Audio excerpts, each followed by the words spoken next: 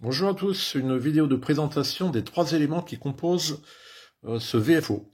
Donc là, comme vous avez pu voir sur les photos dans les précédents posts, vous avez donc l'élément principal qui supporte cet élément, donc qui est constitué de l'écran en façade et de l'élément Arduino, en l'occurrence un Mega 2560, donc qui est embroché.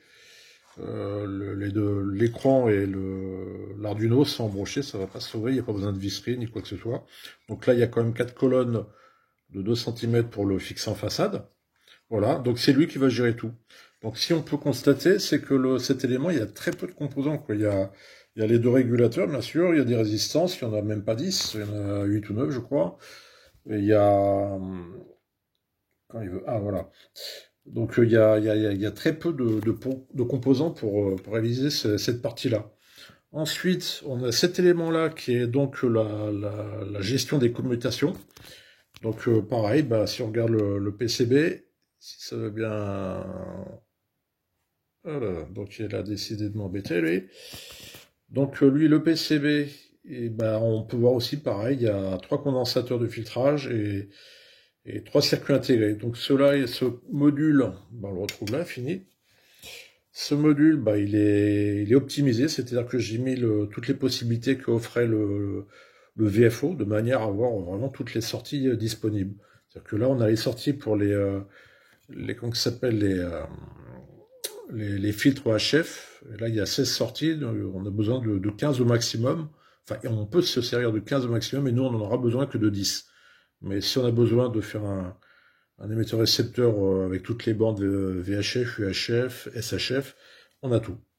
Voilà, donc la description des entrées-sorties, tout ça, c'est dans d'autres postes.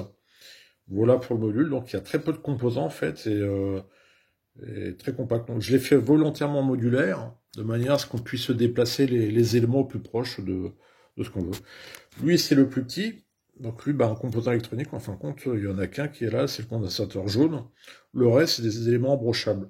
Donc lui, c'est le module DDS, équipé d'un tout petit circuit intégré qu'on voit au milieu, le SI5351, qui va générer les différentes fréquences, donc le VFO et BFO.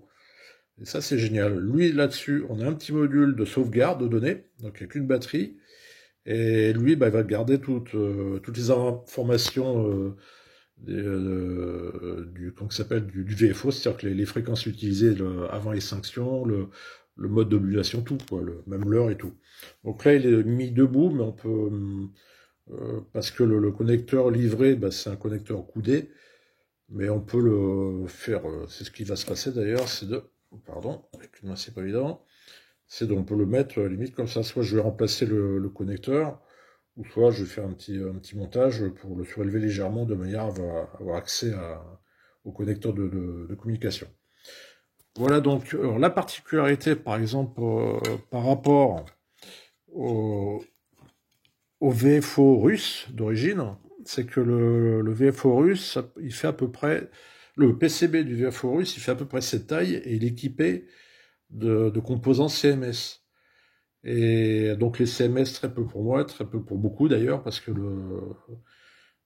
peu de gens, en fin de compte, construisent des montages électroniques avec des composants CMS. C'est vraiment réservé à des spécialistes, on va dire.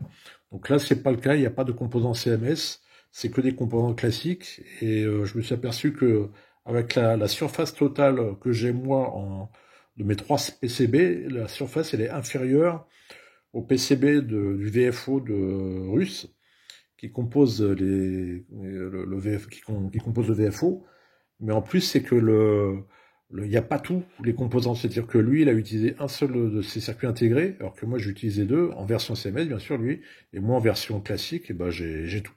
Voilà. Donc voilà pour la description de ces 3 modules.